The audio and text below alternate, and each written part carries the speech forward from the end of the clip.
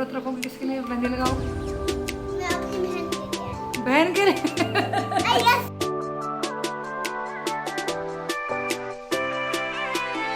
Hello everyone, good morning, welcome back to my new vlog.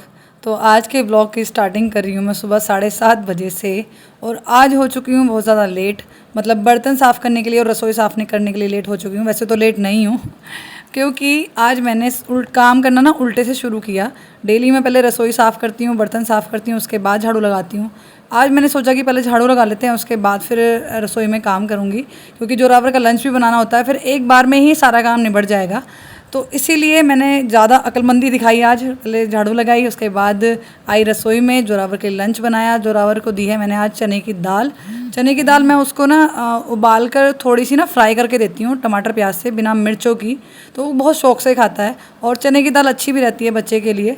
तो उसको तो मैंने लंच में पैक करके दे दी है। अभी जो बाकी उबली रखी है उसको अभी तड़का देना बाकी है, लेकिन उसको तड़का बाद में दूंगी। पहले जो ये काम बचे हुए हैं ना, इनको निपटाना है। काफ़ी सारे बर्तन हो गए हैं, दूध वगैरह रित्ते हैं, और दाल उबली है तो उसका कुकर वगैरह सब मैंने खाली कर लिया है। और चूल्हे के बर्नर, चकला बेलन, कैसरोल सब कुछ इकट्ठा कर लिया है। और साथ के साथ ही इनको अब मैं साफ़ करने लगी हूँ।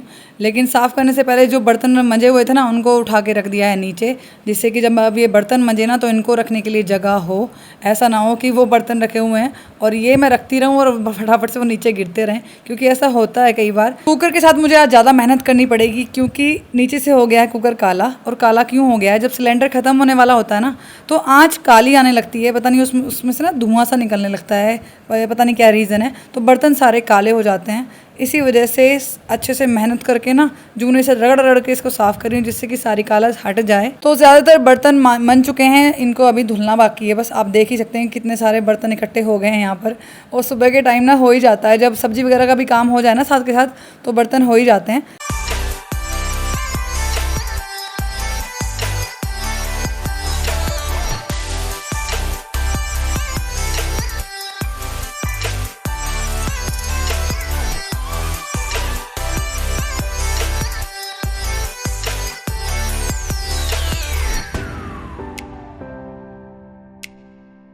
सिंक साफ़ हो चुकी है, और बर्नर जो मैंने धुले थे ना वो भी सारे सूख चुके हैं, तो मैंने लगा दिए हैं गैस पर।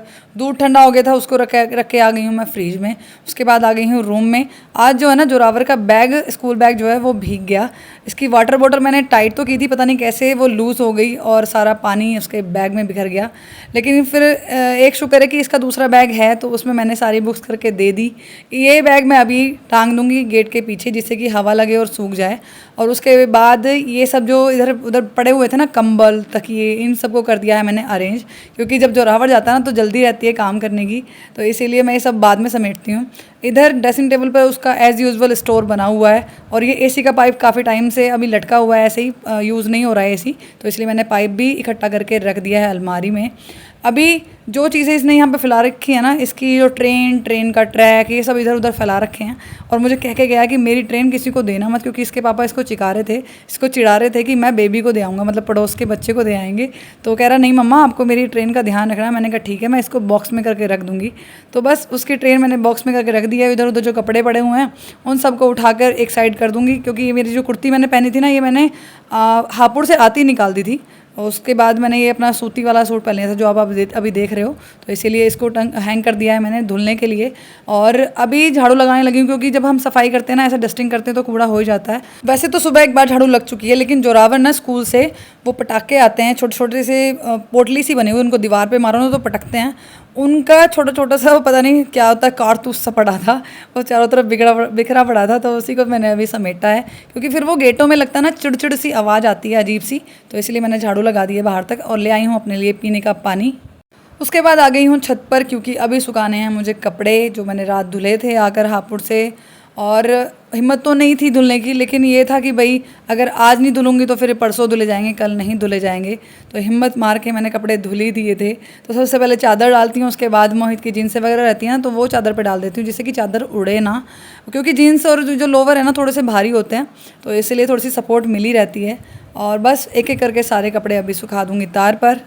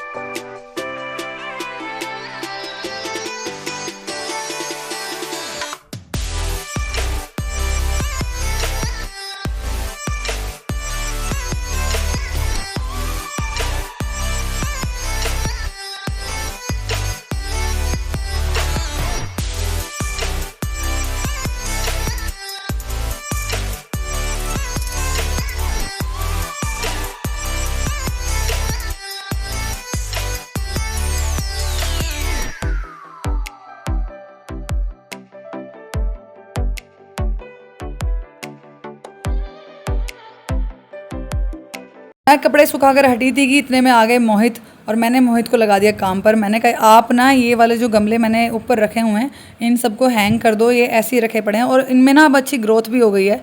जो मैंने पेड़ लगाए हुए थे वो अच्छे से चलने लगे हैं। मैंने कहा इनको अब आप हैंग कर दो, तो उन्होंने जुगाड़बाजी से उनको हैंग कर दिया है।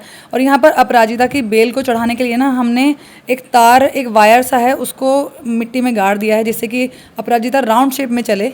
टाइम हो रहा है दोपहर के 4, साढ़े 4 हो रहे हैं शायद, और मैं दोबारा से झाड़ू वगैरह लगाने के बाद हो चुकी हूँ फ्री। और अभी मुझे करनी है अपने हाथों पर वैक्स, तो इसीलिए वैक्स की मशीन ले आई हूँ और वैक्स का डब्बा ले आई हूँ। आज फर्स्ट टाइम ट्राई करती हूँ कि किस तरह से वैक्स की जाती है। वैसे मुझे आती तो है नहीं, लेकिन हाँ मैंने रूबी को करते हुए काफ़ी टाइम देखा है। और जैसे हम पहले जाया करते थे पार्लर्स में, तो वहाँ भी देखते ही हैं, और देखने से इंसान सीख जाता है कई बार। तो आज ट्राई करके देखती हूँ कि कर पाती हूँ या नहीं कर पाती हूँ। वैसे तो मुझे भरोसा है कि हाँ कर लूँगी। तो बस अभी वैक्स निकाल कर रही हूँ मशीन के अंदर, और मशीन को कर लिया है मैंने ऑन, जिससे कि वो अच्छे से मेल्ट हो जाए और उसके बाद फिर मैं करूँगी वैक्सिंग।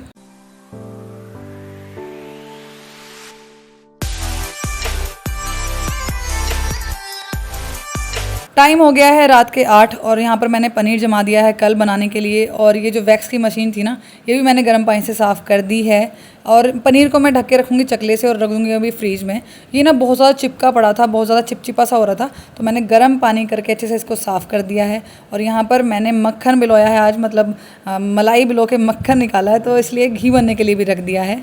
उसके बाद मैं मांजने लगी हूँ बर्तन, क्योंकि दूध दिया है सभी को और ये सब भी साफ़ किए हैं। घी वगैरह निकला है तो उसमें भगोने खाली हो गए हैं, कई सारे 2-3 भगोने इकट्ठे हो गए हैं। तो मैंने कहा साथ ही साथ इनको भी मांज के चलती हूँ, क्योंकि मुझे अभी लगानी है मेहंदी भी। तो मेहंदी को लेट ना हो जाए, इसलिए सारा काम फटाफट से कर रही हूँ, हाथ जल्दी जल्दी चला रही हूँ। और कभी कभी तो मुझे ये लगता है जैसे एक फ़िल्म थी ना, कि उसमें ये कहता है कि जल्दी से फटाफट से एक काम ख़त्म करो, उससे बाद दूसरा काम दूंगा। तो मुझे खुद भी ऐसा लगता है कि एक काम ख़त्म होता है, फिर उसके बाद दूसरा काम मुझे आ जाता है।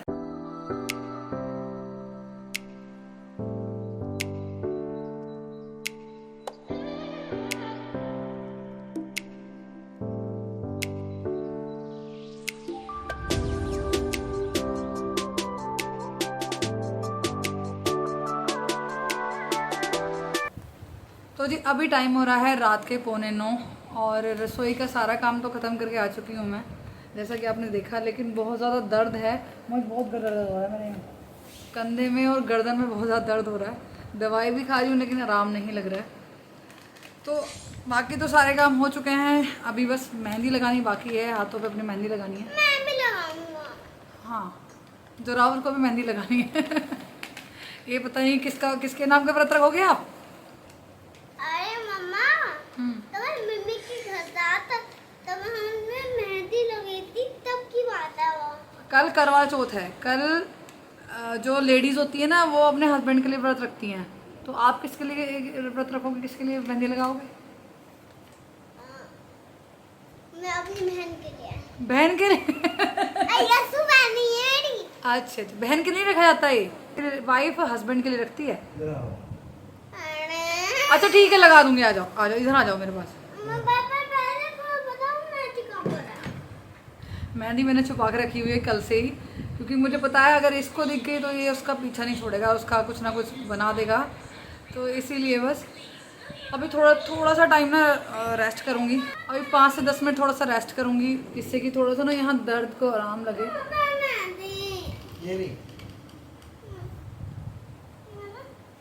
उसके बाद फिर मेहंदी लगाऊंगी। सारा काम, दूध वगैरह मैंने सब इनको दे दिया है, क्योंकि सबसे ज़रूरी है दूध का काम, मतलब दूध देना सभी को। हाथों पे मेहंदी लग जाएगी तो कुछ काम नहीं कर पाऊँगी।